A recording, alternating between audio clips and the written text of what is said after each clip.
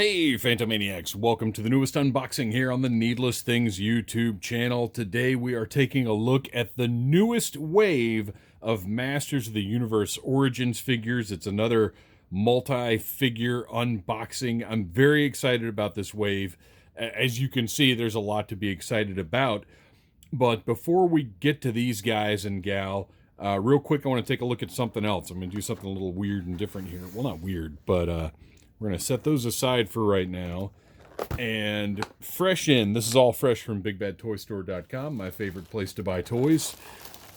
I've got MOC Masters UV Protected. I've got some cases, not for these figures, obviously, because I'm unboxing them, but I've got a few different Masters of the Universe size carded items, that I want to put in cases, that I want to protect. And these are a new company, a new style of case. You can see I ordered 6 of them. I don't need 6, but that's just how they come. Unpunched. Look at that. Unpunched. Completely unnecessary because I'm going to be hanging these on the wall. But attached, and I'm trying to decide if they fold over, if this is actually supposed to come apart. But it looks like it does just, well, I don't know. I'm going to leave it how it is, because if it'll close and stay attached, why not? But nice looking case, very, very clear. Because that's an important thing with these cases, is you want them to be nice and clear so you can see what's inside of them, because it's not just for protection, it's for display. But for right now, just because we've got him sitting right here, let's take our Lords of Power Merman, put him in that case. Everything snaps closed really nicely, and yeah, it looks like there's no reason to break it off here. And that is a gorgeous case right there. Crystal clear.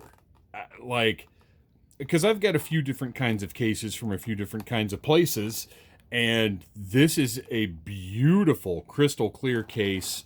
I like the logo on the back, the sort of molded in logo for MOC Masters. I think it looks nice.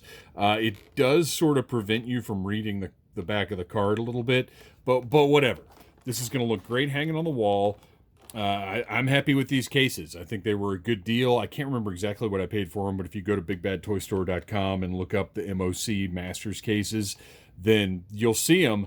But it's what I need. It's what I wanted. And I've got a few different items that if you're following Phantom Troublemaker on Instagram... Okay.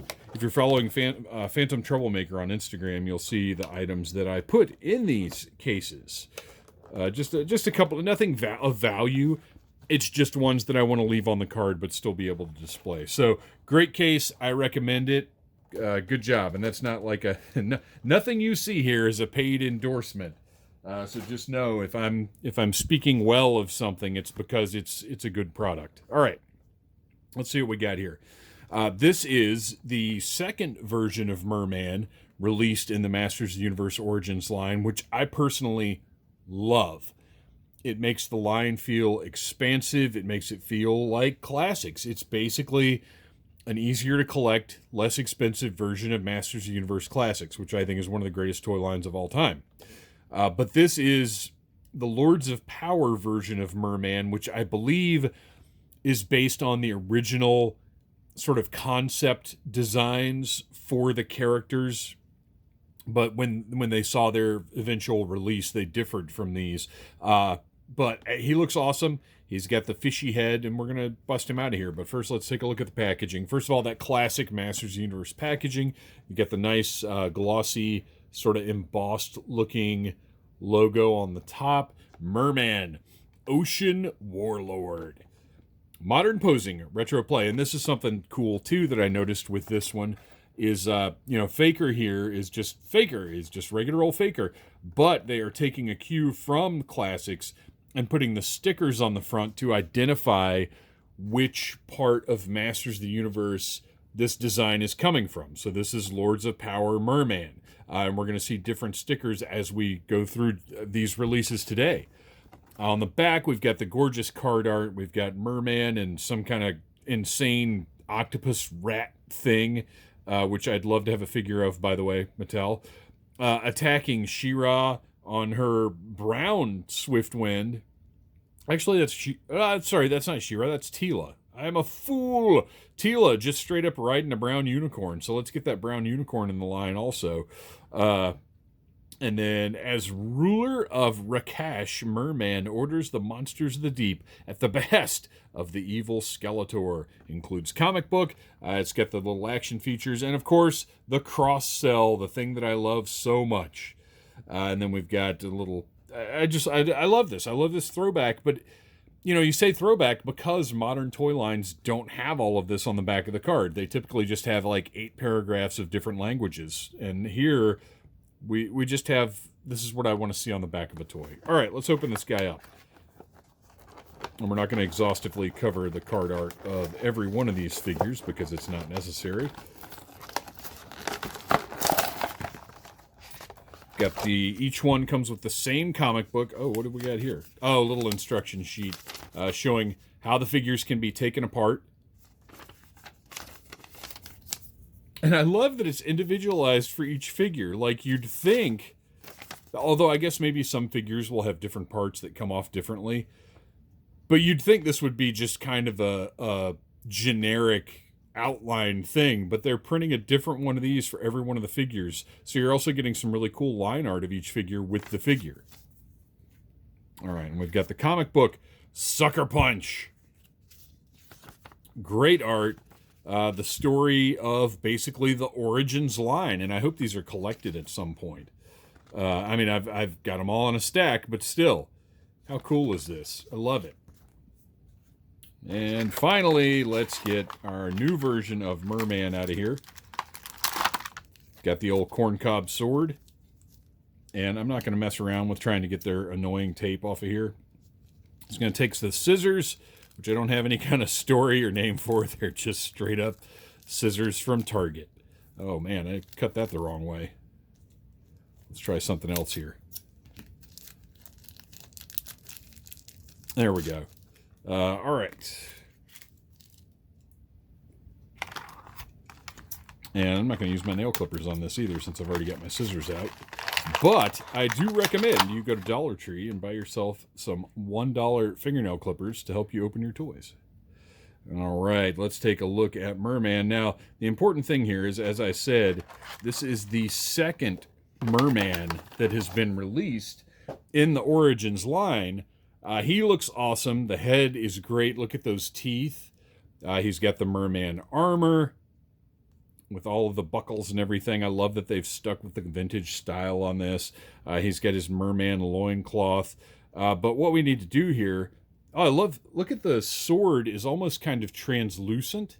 I don't know if you can really tell that from the video, but it's kind of a translucent yellow. But what we got to do here to really judge this figure, I think, is one, get the sword in his hand, because that's pretty important. Okay, sword goes in his hand. And as I've pointed out in the other Origins videos, and as you saw on that sheet, they can be taken apart, and you can put them back together however you want, which is a really cool thing with this character, because we have the original version of Merman that was released in the line. You can see the sword's a little bit different. I don't know, again, I don't know if you can really tell in the video, but in person, this one is a very solid yellow, and this one has sort of a translucency to it. Color-wise, they're a little different. As a matter of fact, their skin tone doesn't quite match. Lords of Power Merman's a little bit darker, so you could swap the heads, and it'll look fine, I'm sure. Let's take a look and see.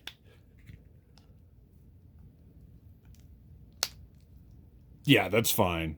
It does not matter. But what's important to notice here is just how much more ornate the Lords of Power Merman is. Because his armor piece, you can see, has all of the spikes and everything on it that the regular version does not have. The regular version does not have this same kind of loincloth piece. He's got the standard sort of furry underwear. I would say that this Lords of Power version is far superior to this version, which is basically just Stinkor, but green. I love this. This is great. This is my default Merman now. I look, even the feet are completely different. He's got all this detail on the lower legs. What a lot of effort Mattel put into making this guy completely different. I would say, you know, I was going to say this guy could be like one of Merman's hench warrior people, but with all the furry sculpt and detail, I don't know. He might get bagged up. Sorry, old Merman, but new Merman is where it's at. He's got the detail on the gloves, the giant fin going on there, just all kinds of great differences. This is a far, far better figure than this is. And this is a great figure, don't get me wrong, but man, look at this guy. All right, let's move on to our next figure.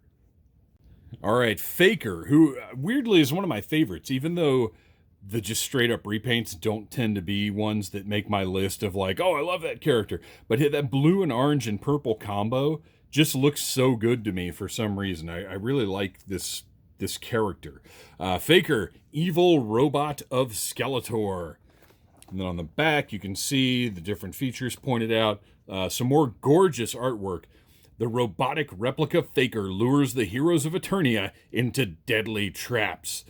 And you can see Prince Adam in the background there, Ram Man and Manny faces, and Faker just... Oh, wait. Okay.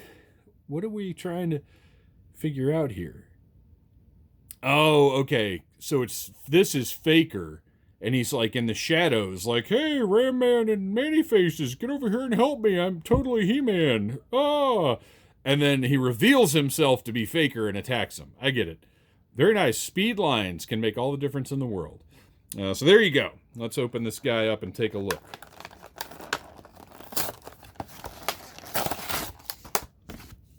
I kind of wish I could save all these cards. I mean, I could save all these cards. Once again, we've got the unique line art, and I do save all of these. Same comic book, Sucker Punch. And we'll just cut right through the rubber band. And we'll cut right through. Now, here's what I'm hoping for. We already know we're getting a second version of Faker in the line because the PowerCon exclusive, oh gosh, what does he call it? Is it Leo Faker? Am I right? If I'm wrong, tell me in the comments. You know, I do enjoy when you guys share your knowledge. That is knowledge that I maybe don't have or don't have off the top of my head. I believe it's Leo Faker, which is maybe a Japanese version or an Indian version or something. And he comes with Duplicat, which is basically the Faker version of Battle Cat, which I love. So that's on the way. But I would also really love to see, and I mean, it'd be very simple for Mattel to do. It's a no-brainer, but Battle Armor Faker is something I would love to see in this line as well. So he looks great. All the contrast is just fantastic. He's got Skeletor's chest piece, the orange hair. I think his hair color has varied from red to orange to brown. But I think it's all about contrast with this guy. The black belt and wristbands look great. He's awesome. And he comes with just a red... Now, it's orange, obviously, but just a regular power sword. It's not split or anything like that. I love it. Although it is kind of funny that He-Man at this point is the only one who doesn't have... Or not the only one, but He-Man out of all of them doesn't have his regular power sword. And, of course, the big hidden feature on Faker, which I remember at one point sort of discovering that this was a thing, because I didn't know about it when I was a kid, because I didn't have a lot of He-Man figures. But look at that, his robotic chest. I mean, it's probably been 15 years or more since I discovered that, but I didn't know about that when I was a kid. I just thought this guy was Blue He-Man. But it's awesome. I love it. I love that little detail. There are a lot of little things like that in the Masters of the Universe line that make me appreciate it beyond the simplicity of the original figures. Because that's why, you know, when I was a kid, I had a few He-Man figures, but not a lot. And they just were kind of like big muscle head, a little too simple for me. But I loved the mythology and I loved the characters. And now, you know, in modern times, the classics line with this, with whatever Revelations ends up being, we're really getting these wonderful characters are seeing proper treatment now. All right, let's move on to Fisto, who tried to fist them all, but just couldn't fist everyone, or whatever the line is from the mini comic. That I still don't know if that's real or not, even though I've got the mini comic collection upstairs. I hadn't quite made my way through all 1,000 pages of it yet. Fisto, heroic hand-to-hand fighter, and probably the most humorous Masters of the Universe character out there. On the back, we have, of course, Fisto going up against his nemesis Jitsu, with Stridor in the background. And then this wacky business, I don't even know what that castle is. Is that some kind of like floating? Oh, that thing is wild. Okay, well, let's see what it says. The rugged fighter with the metal fist, Fisto uses his incredible strength to protect Eternia's enchanted forest. So there's something to do with the enchanted forest. Again, if you're watching this and you know what this little castle is, clue me in. Let me know in the comments. I appreciate it. Cross-sell, all the stuff. You know by now how everything works. Let's let Fisto out of here so he can get to fisting. Once again, nice line art. I love these. Get our comic book out of there. How many copies of each? Well, I guess I've got 4 copies of each comic, because so far they've been pretty good about each wave being 4 characters. And you know what? All right, so here's a potential problem. This rubber band, the sword is under the rubber band, and you can see that sword is bent. We're going to find out how badly that sword is bent due to poor packaging design. And hopefully, you know, these are a stiffer. This is something I've mentioned in other reviews, but I haven't mentioned today. These Origins weapons are a stiffer plastic and the bend isn't even all that bad. I'll warm that thing up and that'll straighten right out. That's not bad at all. These are a stiffer plastic than a lot of weapons and toy lines today. And I really appreciate that, because I tell you, I'm sick of rubber. You can see it's sturdy. I like it. It's more rigid is the way to say it, I guess. I'm really tired of like rubber swords and stuff, especially the Marvel Legends line is really, really bad about these super soft weapons that just don't look good. But this looks great. Good job, Mattel. And let's get old Fisto out of there.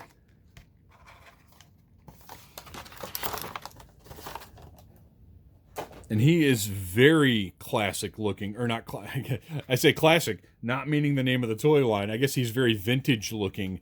That head is really evocative. It's one of the simpler, not simpler, it's not necessarily cartoony. I don't know, it just looks super, super old school, I guess. And the sculpting is beautiful. Look at the cheekbones, the mustache, the eyes, the eyebrows, everything. He looks fantastic, but there's something about his look that's just very old school to me, and maybe it's just that mustache. He's got, of course, his fist, looking awesome, closed fist, just like the original figure. Can't hold anything, and that's okay. And that sword goes right in that hand, hopefully. Yep, of course it does.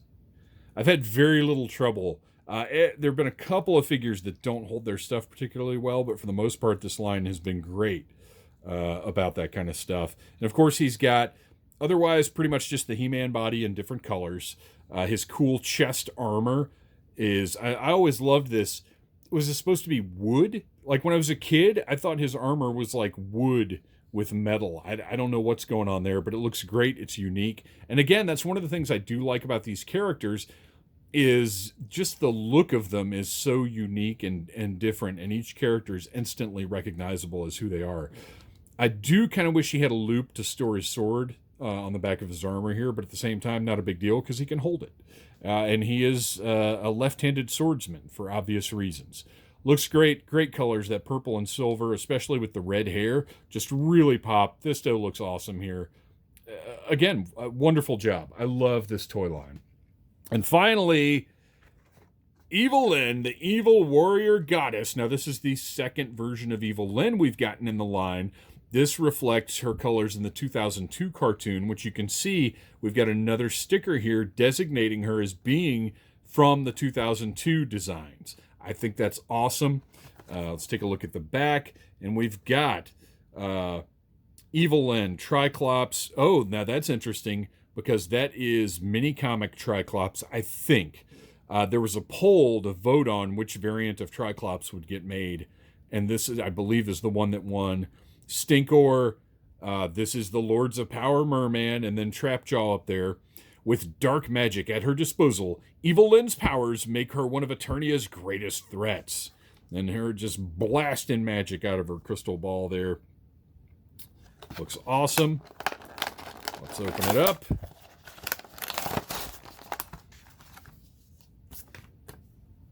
Issue fourth copy, same comic. And then cool line art. I would imagine the same that they used for the original version of Evil-Lyn.